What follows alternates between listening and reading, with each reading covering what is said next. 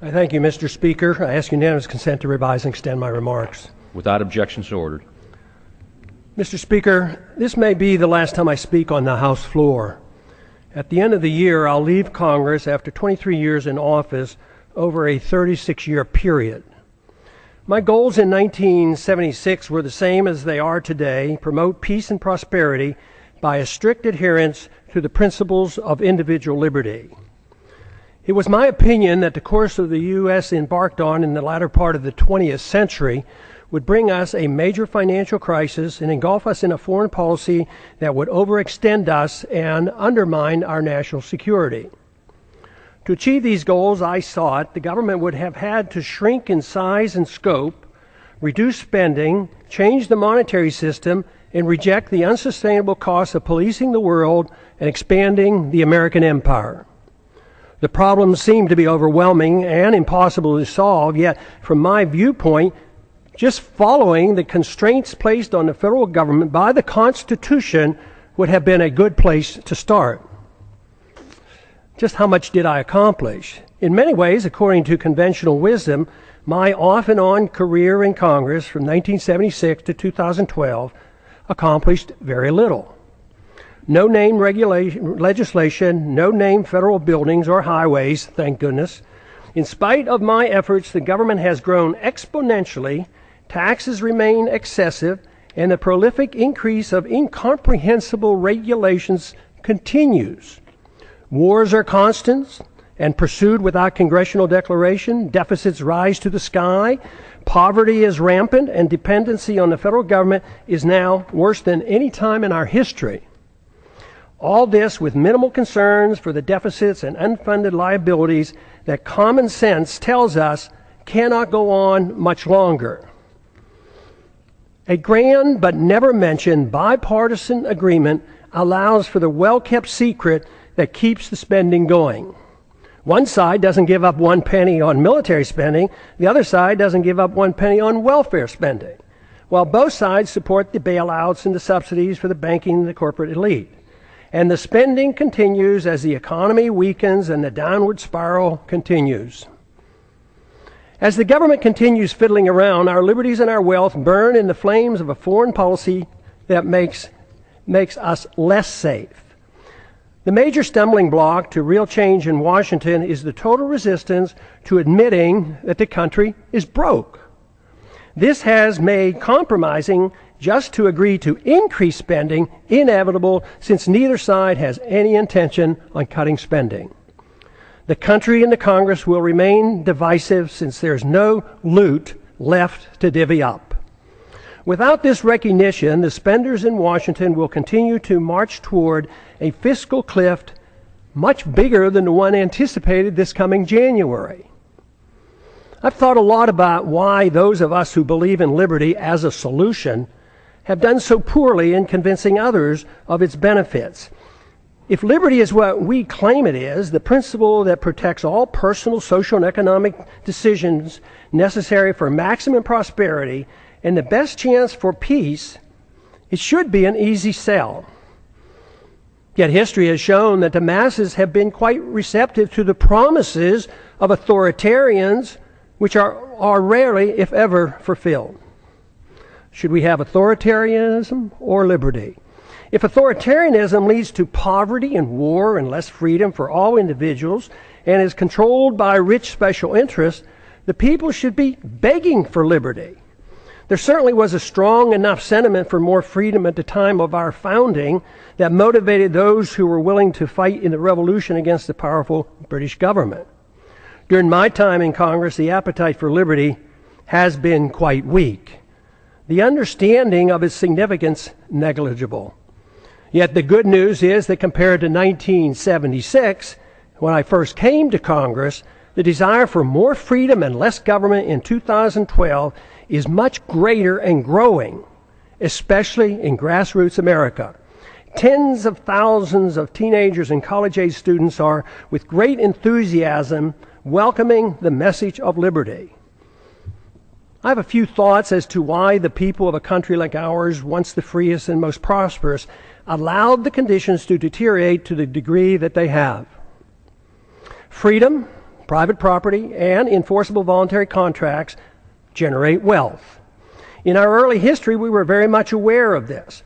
But in the early part of the 20th century, our politicians promoted the notion that the tax and monetary system had to change.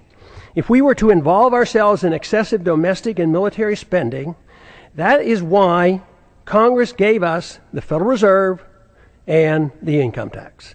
The majority of Americans and many government officials agreed that sacrificing some liberty was necessary to carry out what some claim to be progressive ideas. Pure democracy became acceptable. They failed to recognize that what they were doing was exactly opposite of what the colonists were seeking when they broke away from the British. Some complain that my arguments make no sense, since great wealth and the standard of living improved for many Americans over the last 100 years, even with these new policies. But the damage to the market economy and the currency has been insidious and steady.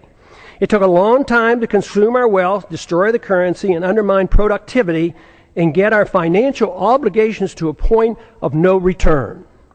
Confidence sometimes lasts longer than deserved.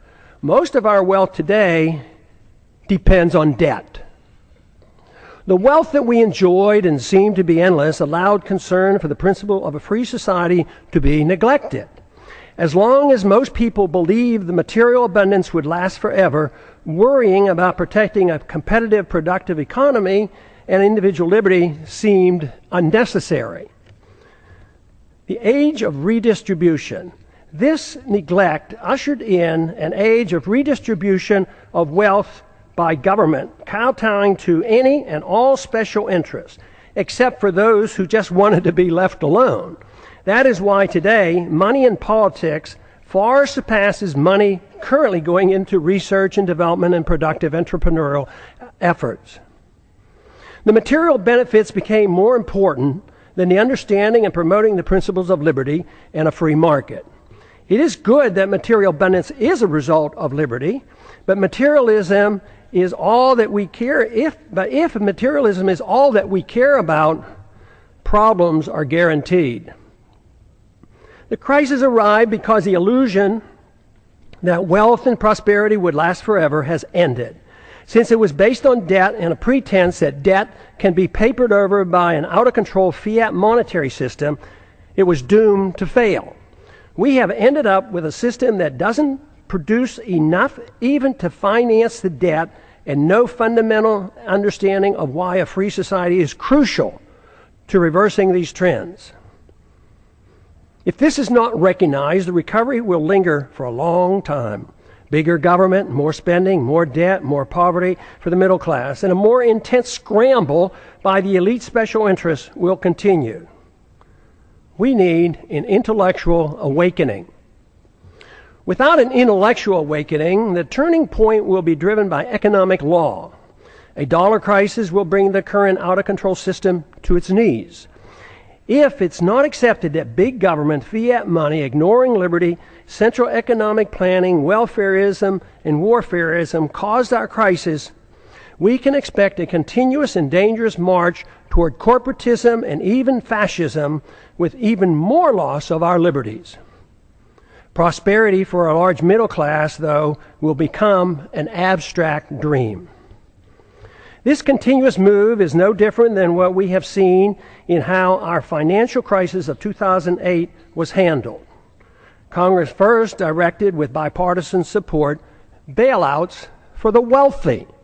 Then it was the Federal Reserve with its endless quantitative easing. If at first it doesn't succeed, try again. QE1, QE2, QE3, and with no results, we try QE indefinitely. That is, until it too fails. There is a cost to all of this, and let me assure you, delaying the payment is no longer an option. The rules of the market will extract its pound of flesh, and it won't be pretty. The current crisis elicits a lot of pessimism, and the pessimism adds to less confidence in the future. The two feed on themselves, making our situation worse. If the underlying cause of the crisis is not understood, we cannot solve our problems. The issue of warfare and welfare, deficits, inflationism, and corporatism, bailouts, and authoritarianism cannot be ignored. By only expanding these policies, we cannot expect good results. Everyone claims support for freedom, but too often it's for one's own freedoms and not for others. Too many believe that there must be limits on freedom. They argue that freedom must be directed and managed to achieve fairness and equality, thus making it acceptable to curtail through force certain liberties. Some decide what and whose freedoms to be limited. These are the politicians whose goal in life is power. Their success depends on gaining support from special interests. We don't need more isms. The great news is the answer is not to be found in more isms. The answers are to be found in more liberty, which costs so much less. Under these circumstances, spending goes down, wealth production goes up, and the quality of life improves. Just this recognition, especially if we move in this direction, increases optimism, which in itself is beneficial.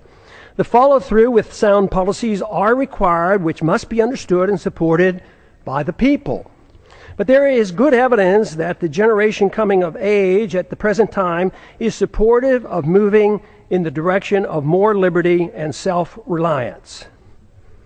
The more this change in direction and the solutions become known, the quicker will be our return to optimism. Our job, for those of us who believe that a different system than the one that we had for the last 100 years has driven us to this unsustainable crisis, is to be more convincing that there is a wonderful, uncomplicated, and moral system that provides the answers. We had a taste of it in our early history. We need not give up on the notion of advancing this cause. It worked, but we allowed our leaders to concentrate on the material abundance that freedom generates while ignoring freedom itself. Now we have neither, but the door is open out of necessity for an answer. The answer available is based on the Constitution, individual liberty, in prohibiting the use of government force to provide privileges and benefits to all special interests. After over 100 years, we face a society quite different from the one that was intended by the founders. In many ways, their efforts to protect future generations with the Constitution from this danger has failed. Skeptics at the time of the Constitution, was written in 1787, warned us of today's possible outcome. The insidious nature of the erosion of our liberties and the reassurance our great abundance gave us allowed the process to evolve into a dangerous period in which we now live. Dependency on government largesse. Today, we face a dependency on government largesse for almost every need. Our liberties are restricted and government operates outside the rule of law, protecting and rewarding those who buy or coerce government into satisfying their demands. Here are a few examples. Undeclared wars are commonplace. Welfare for the rich and poor is considered an entitlement.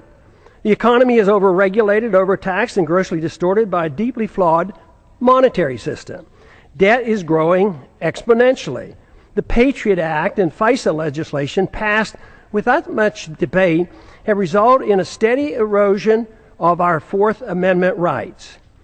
Tragically, our government engages in preemptive war, otherwise known as aggression, with no complaints from the American people. The drone warfare we are pursuing worldwide is destined to end badly for us as the hatred builds, for innocent lives lost and the international laws flaunted. Once we are financially weakened and militarily challenged, there will be a lot of resentment thrown our way. It's now the law of the land that the military can arrest American citizens, hold them indefinitely without charges or a trial. Rampant hostility toward free trade is supported by a large number in Washington. Supporters of sanctions, currency manipulation, and WTO trade retaliation call the true free traders isolationists. Sanctions are used to punish countries that don't follow our orders. Bailouts and guarantees of all kinds of misbehavior are routine. Central economic planning through monetary policy, regulations, and legislative mandates has been acceptable policy. I have a few questions. Excessive government has created such a mess, it prompts many questions. Why are sick people who use medical marijuana put in prison? Why does the federal government restrict the drinking of raw milk? Why can't American manufacturers rope and other products from hemp? Why are Americans not allowed to use gold and silver as legal tender as mandated by the Constitution? Why is Germany concerned enough to consider repatriating their gold held by the Fed for her in New York? Is it that the trust in the U.S. and dollar supremacy beginning to wane? Why do our political leaders believe it's necessary to thoroughly audit? Why do our political leaders believe it's unnecessary to thoroughly audit our own gold? Why can't Americans decide which type of light bulbs they can buy? Why is it the TSA permitted to abuse the rights of any American traveling by air? Why should there be mandatory sentences, even up to life, for crimes without victims, as our drug laws require? Why have we allowed the federal government to regulate commodes in our homes? Why is it political suicide for anyone to criticize AIPAC? Why haven't we given up on the drug war, since it's an obvious failure and violates the people's rights? Has nobody noticed that the authorities can't even keep drugs out of the prisons? How can making our entire society a prison solve the problem? Why do we sacrifice so much getting necessarily involved in border disputes and civil strife around the world and ignore the root cause of the most dangerous, deadly border in the world, the one between Mexico and the United States? Why does Congress willingly give up its prerogatives to the executive branch? Why does changing the party in power never change policy? Could it be that the views of both parties are essentially the same? Why did the big banks, the large corporations, and foreign banks and foreign central banks get bailed out in 2008, and the middle class lost their jobs and their homes? Why do so many in the government and the federal officials believe that creating money out of thin air creates wealth? Why do so many accept the deeply flawed principle that government bureaucrats and politicians can protect us from ourselves without totally destroying the principle of liberty? Why can't people understand that war always destroys wealth and liberty? Why is there so little concern for the executive order that gives the president authority to establish a kill list, including American citizens, of those targeted for assassination? Why is patriotism thought to be blind loyalty to the government and the politicians who run it, rather than loyalty to the principles of liberty and support for the people? Real patriotism is a willingness to challenge the government when it's wrong. Why is it claimed that if people won't or can't take care of their own needs, that people in government are able to do it for them? Why did we ever give the government a safe haven for initiating violence against the people? Why do so many members defend free markets but not civil liberties? Why do so many members defend civil liberties but not free markets? Aren't they the same? Why don't more defend both economic liberty and personal liberty? Why are there not more individuals who seek to intellectually influence others to bring about positive changes, those who seek changes, than those who seek power to force others to obey their commands? Why does the use of religion to support a social gospel and preemptive wars, both of which require authoritarians to use violence or the threat of violence, go unchallenged? Aggression and forced redistribution of wealth has nothing to do with the teachings of the world's great religions. Why do we allow the government and the Federal Reserve to disseminate false information dealing with both economic and foreign policy? Why is democracy held in such high esteem when it's the enemy of the minority and makes all rights relative to the dictates of the majority? Why should anyone be surprised that Congress has no credibility since there's such a disconnect between what politicians say and what they do?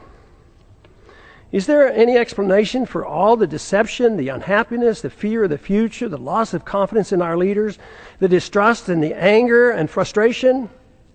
Yes, there is. And there's a way to reverse these attitudes. The negative perceptions are logical and a consequence of bad policies bringing about our problems. Identification of the problems and recognizing the cause allow the proper changes to come easily. We should have more trust in ourselves, less in the government.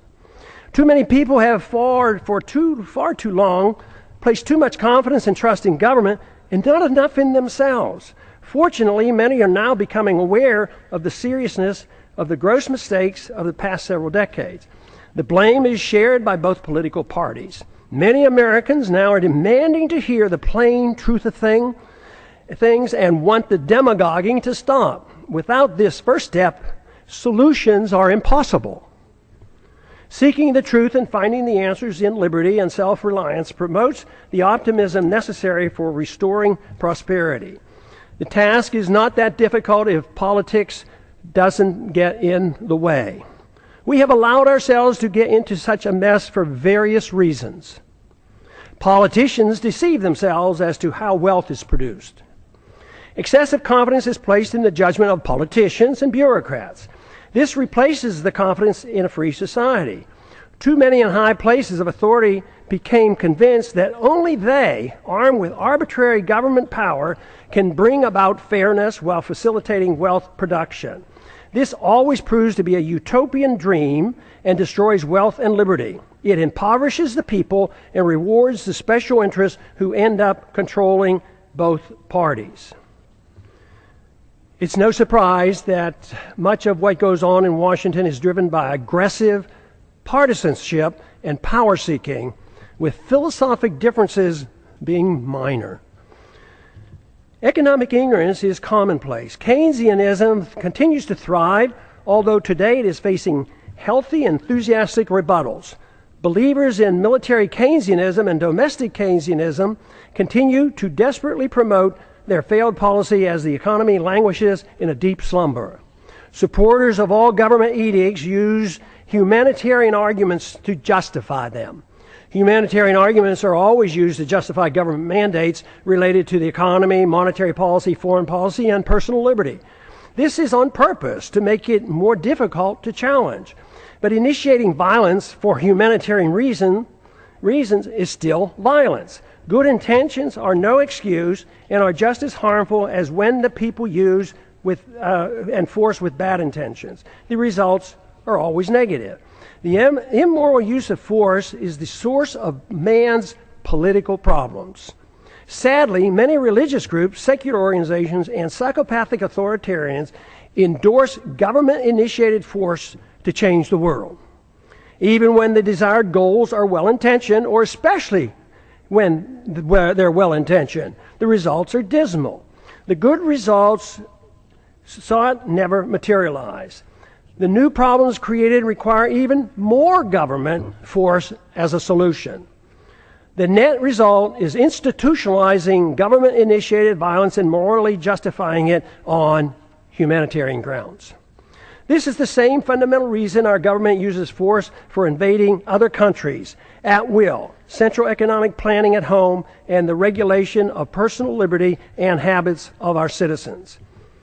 It is rather strange that unless one has a criminal mind and no respect for other people and their property, no one claims it's permissible to go into one's neighbor's house and tell them how to behave, what they can eat, smoke, and drink, or how to spend their money. Yet, rarely is it asked why is it morally acceptable that a stranger with a badge and a gun can do the same thing in the name of law and order. Any resistance is met with brute force, fines, taxes, arrests, and even imprisonment. This is done more frequently every day without a search warrant. No government monopoly over initiating violence is what we need. Restraining aggressive behavior is one thing, but legalizing a government monopoly for initiating aggression can only lead to exhausting liberty associated with chaos, anger, and a breakdown of civil society. Permitting such authority and expecting a saintly behavior from the bureaucrats and the politicians is a pipe dream. We now have a standing army of armed bureaucrats in the TSA, CIA, FBI, Fish and Wildlife, FEMA, IRS, Corps of Engineers, etc., numbering over 100,000. Citizens are guilty until proven innocent in the unconstitutional administrative courts. Government in a free society should have no authority to meddle in the social activities or the economic transactions of individuals, nor should government meddle in the affairs of other nations. All things peaceful, even when controversial, should be permitted. We must reject the notion of prior restraint in economic activity, just as we do in the area of free speech and religious liberty. But even in these areas, government is starting to use a backdoor approach of political correctness to regulate speech, a very dangerous trend. Since 9/11, monitoring speech on the internet is now a problem since warrants are no longer required.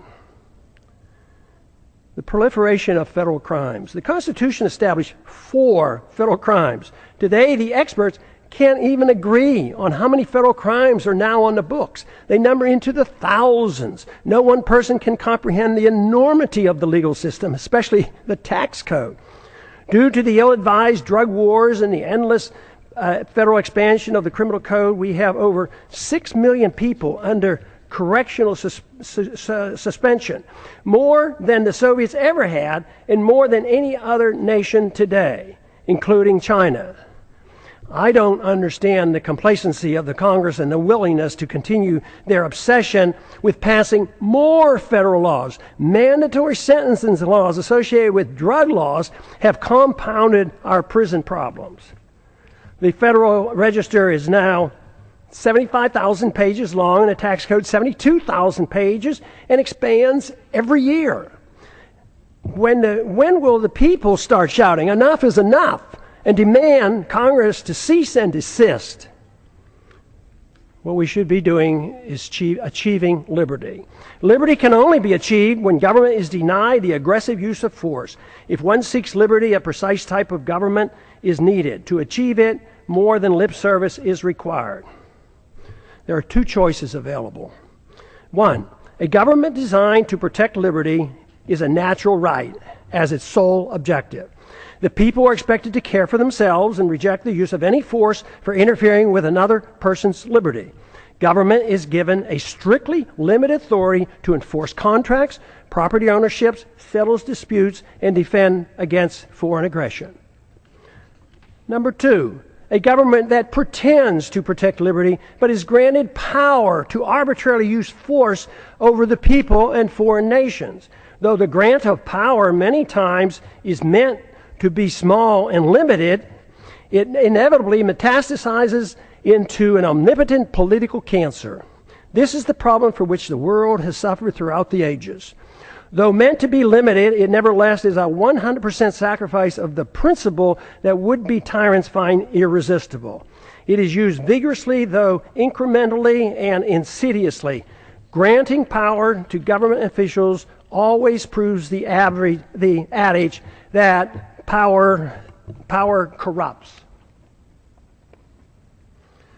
Once government gets a limited concession for the use of force to mold people's habits and plan the economy, it causes a steady erosion and a steady move toward tyrannical government. Only a revolutionary spirit can reverse the process and deny the government this arbitrary use of aggression. There is no in-between. Sacrificing a little liberty for imaginary safety always ends badly. Today's mess is a result of Americans accepting option number 2, even though the founders attempted to give us option number 1. The results are not good. As our liberties have been eroded, our wealth has been consumed. The wealth we see today is based on debt and a foolish willingness on the part of foreigners to take our dollars for goods and services. Then they loan them back to us to perpetuate our debt system. It's amazing that it has worked for this long, but the impasse in Washington in solving our problems indicate that many are starting to understand the seriousness of this worldwide debt crisis and the dangers we face. The longer this process continues, the harsher the outcome will be. The financial crisis is actually a moral crisis. Many are acknowledging that a financial crisis looms, but few understand it's in reality a moral crisis. It's the moral crisis that has allowed our liberties to be undermined and permits the exponential growth of illegal government power. Without a clear understanding of the nature of the crisis, it will be difficult to prevent a steady march toward tyranny and the poverty that will accompany it. Ultimately, the people have to decide which form of government they want. Option number 1 or option number 2. There is no other choice. Claiming there is a choice of a little tyranny is like describing pregnancy as a touch of pregnancy. It is a myth to believe that a mixture of free markets and government central economic planning is a worthy compromise. What we see today is a result of that type of thinking, and the results speak for themselves. A culture of violence. Americans now suffer from a culture of violence. It is easy to reject the initiation of violence against one's neighbor, but it's ironic that the people arbitrarily and freely anoint government officials with monopoly power to initiate violence against the American people, practically at will. Because it's the government that initiates force, most people accept it as being legitimate. Those who exert the force have no sense of guilt. It is believed by too many, that governments are morally justified in initiating violence supposedly to do good. They incorrectly believe that this authority has come from the consent of the people. The minority, or victims of government violence, never consented to suffer the abuse of government mandates, even when dictated by the majority. Victims of TSA excesses never consented to this abuse. This attitude has given us a policy of initiating war to do good as well. It is claimed that war to prevent war for noble purposes is justified. This is similar to what we were once told that, quote, destroying a village to save a village, close quote, was justified. It was said by a U.S. Secretary of State that the loss of 500,000 Iraqis, mostly children, in the 1990s as a result of American bombs and sanctions was worth it to achieve the good we brought to the people of Iraq. And look at the mess that Iraq is in today. Government use of force to mold social and economic behavior at home and abroad has justified individuals using force on their own terms. The fact that violence by government is seen as morally justified is the reason why violence will increase when the big financial crisis hits and becomes a political crisis as well. First, we recognize that individuals shouldn't initiate violence. Then we give the authority to the government. Eventually, the immoral use of government violence, when things go badly, will be used to justify an individual's right to do the same thing.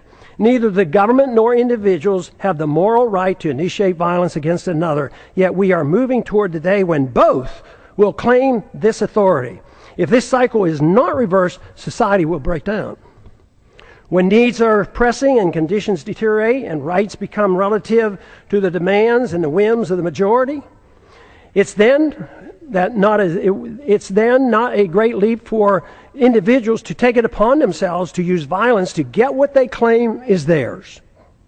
As the economy deteriorates and the wealth discrepancy increase, as they already are occurring, violence increases as those in need take it in their own hands to get what they believe is theirs. They will not wait for a government rescue program. When government officials wield power over others to bail out the special interests, even with disastrous results to the average citizens, they feel no guilt for the harm they do. Those who take us into undeclared wars, with many casualties resulting, never lose sleep over the deaths and the destruction their bad decisions caused. They are convinced that what they do is morally justified, and the fact that many suffered just can't be helped. When the street criminals do the same thing, they too have no remorse, believing that they are only taking what is rightfully theirs. all moral standards become relative. Whether it's bailouts, privileges, government subsidies, or benefits for some from inflating a currency, it's all part of a process justified by a philosophy of forced redistribution of wealth. Violence or a threat of such is the instrument required and unfortunately is of little concern of most members of Congress. Some argue it's only a matter of fairness, that those in need are cared for. There are two problems with this. First, the principle is used to provide a greater amount of benefits to the rich than to the poor. Second, no one seems to be concerned about whether or not it's fair to those who end up paying for all the benefits. The costs are usually placed on the backs of the middle class and are hidden from the public eye. Too many people believe government handouts are free, like printing money out of thin air and there's no cost. That deception is coming to an end. The bills are coming due, and that's what the economic slowdown is all about. Sadly, we have become accustomed to living with the illegitimate use of force by government. It is the tool for telling the people how to live, what to eat and drink, what to read, and how to spend their money. To develop a truly free society, the issue of initiating force must be understood and rejected. Granting to government even a small amount of force is a dangerous concession. Limiting government excesses versus a virtuous moral people. Our Constitution, which was intended to limit government power and abuse, has failed. The founders warned that a free society depends on a virtuous and moral people. The current crisis reflects that their concerns were justified. Many politicians and pundits are aware of the problems we face, but spend all their time in trying to reform government. The sad part is that the suggested reforms almost always leads to less freedom, and the importance of a virtuous and moral people is either ignored or not understood. The new reforms serve only to further undermine liberty. The compounding effect has given us the steady erosion of liberty and the massive expansion of debt. The real question is, if it is liberty we seek, should most of the emphasis be placed on government, reform, or trying to understand what a virtuous and moral people means and how to promote it? The Constitution has not prevented the people from demanding handouts for both rich and poor in their efforts to reform the government, while ignoring the principles of a free society. All branches of our government today are controlled by individuals who use their power to undermine liberty and enhance the welfare warfare state, and frequently their own wealth and power. If the people are unhappy with the government performance, it must be recognized that government is merely a reflection of an immoral society that rejected a moral government of constitutional limits on power and love of freedom. If this is the problem, all the tinkering with thousands of pages of new laws and regulations will do nothing to solve the problem. It is self-evident that our freedoms have been severely limited, and the apparent prosperity we still have is nothing more than leftover wealth from a previous time. This fictitious wealth based on debt and benefits from a false trust in our currency and credit will play havoc with our society when the bills come due. This means that the full consequence of our lost liberties is yet to be felt. But that illusion is now ending. Reversing a downward spiral depends on accepting a new approach. Expect the rapidly expanding homeschooling movement to play a significant role in the revolutionary reforms needed to rebuild a free society with constitutional protections. We cannot expect a federal government-controlled school system to provide the intellectual ammunition to combat the dangerous growth of government that threatens our liberties. The internet will provide the alternative to the government media complex that controls the news and most political propaganda.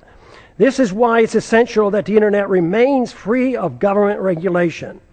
Many of our religious institutions and secular organizations support greater dependency on the state by supporting war, welfare, and corporatism, and ignore the need for a virtuous people. I never believed that the world or our country could be made more free by politicians if the people had no desire for freedom. Under the current circumstances, the most we can hope to achieve in the political process is to use it as a podium to reach the people, to alert them of the nature of the crisis and the importance of their need to assume responsibility for themselves. If it is liberty that they truly seek, without this, a constitutionally protected free society is impossible. If this is true, our individual goal in life ought to be for us to seek virtue and excellence and recognize that self-esteem and happiness only comes from using one's natural ability in the most productive manner possible, according to one's own talents. Productivity and creativity are the true source of personal satisfaction. Freedom and not dependency provides the environment needed to achieve these goals. Government cannot do this for us. It only gets in the way. When the government gets involved, the goal becomes a bailout or a subsidy, and these cannot provide a sense of personal achievement. Achieving legislative power and political influence should not be our goal. Most of the change, if it is to come, will not come from the politicians, but rather from individuals, family, friends, intellectual leaders, and our religious institutions. The solution can only come from rejecting the use of coercion, compulsion, government commands, and aggressive force to mold social and economic behavior. Without accepting these restraints, inevitably the consensus will be to allow the government to mandate economic equality and obedience to the politicians who gain power and promote an environment that smothers the freedoms of everyone.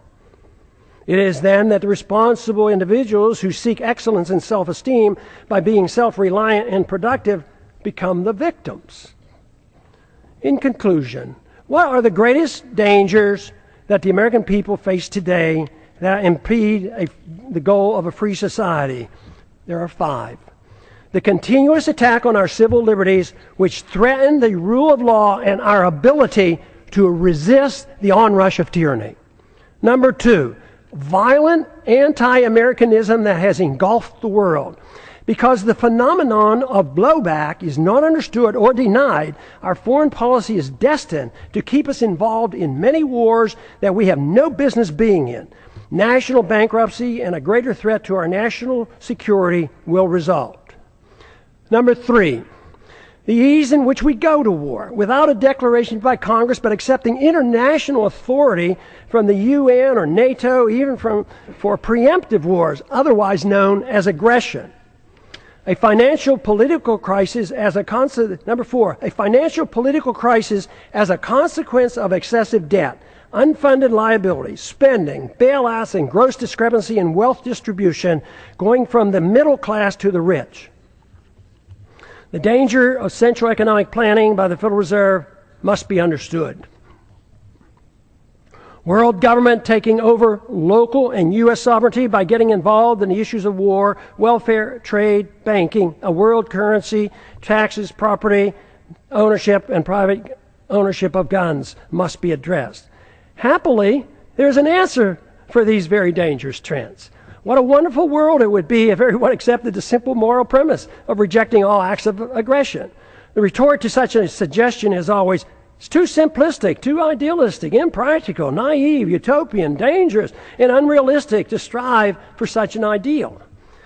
The answer to that is that for thousands of years, the acceptance of government force to rule over the people at the sacrifice of liberty was considered moral and the only available option for achieving peace and prosperity. What could be more utopian than that myth? Considering the results, especially looking at the state-sponsored killing by nearly every government during the 20th century, estimated to be in the hundreds of millions of people, it's time to reconsider this grant of authority to the state. No good has ever come from granting monopoly power to the state to use aggression against the people to arbitrarily mold human behavior. Such power, when left unchecked, becomes the seed of an ugly tyranny. This method of governance has been adequately tested, and the results are in. The reality dictates we try liberty. The idealism of non-aggression and rejecting the offensive use of force should be tried. The idealism of government-sanctioned violence has been abused throughout history and is the primary source of poverty and war. The theory of a society being based on individual freedom has been around for a long time. It's time to take a bold step and actually permit it by advancing this cause rather than taking a step backwards as some would like us to do today. Today, the principles of habeas corpus, established when King John signed the Magna Carta in 1215, is under attack in our own government.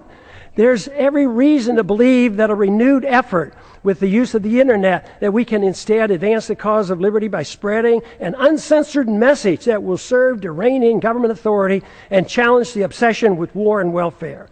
What I'm talking about is a system of government guided by the moral principles of peace and tolerance. The founders were convinced that a free society could not exist without a moral people. Just writing rules won't work if the people choose to ignore them. Today, the rule of law written in the Constitution has little meaning for most Americans, especially those who work in Washington, D.C. Benjamin Franklin claimed, quote, "Only a virtuous people are capable of freedom." John Adams concurred, quote, "Our Constitution was made for a moral and religious people. It is wholly inadequate for the government of any other." A moral people must reject all violence in an effort to mold people's beliefs or habits. A society that boos or ridicules the golden rule is not a moral society. All great religions endorse the golden rule. The same moral standards that individuals are required to follow should apply to all government officials. They cannot be exempt. The ultimate solution is not in the hands of the government. The solution falls on each and every individual with guidance from family, friends, and community. The number one responsibility for each of us is to change ourselves with hope that others will follow. This is of greater importance than the working on changing the government. That is secondary to promoting a virtuous society. If we can achieve this, then the government will change. It doesn't mean that political action or holding office has no value. At times, it does nudge policy in the right direction. But what is true is that when seeking office is done for personal aggrandizement, money, or power, it becomes useless if not harmful. When political action is taken for the right reasons, it's easy to understand why compromise should be avoided. It's also become clear why progress is best achieved by working with coalitions, which bring people together without anyone sacrificing his principles. Political action, to be truly beneficial, must be directed toward changing the hearts and minds of the people, recognizing that it's virtue and morality of the people that allow liberty to flourish. The Constitution or moral laws per se have no value if the people's attitudes aren't changed. To achieve liberty and peace, two powerful human emotions have to be overcome. Number one is envy, which leads to hate and class warfare. Number two is intolerance, which leads to bigoted and judgmental policies. These emotions must be replaced with a much better understanding of love, compassion, tolerance, and free market economics. Freedom, when understood, brings people together. When tried, freedom is popular. The problem we have faced over the years has been that economic interventionists are swayed by envy, whereas social interventionists are swayed by intolerance or of habits and lifestyles.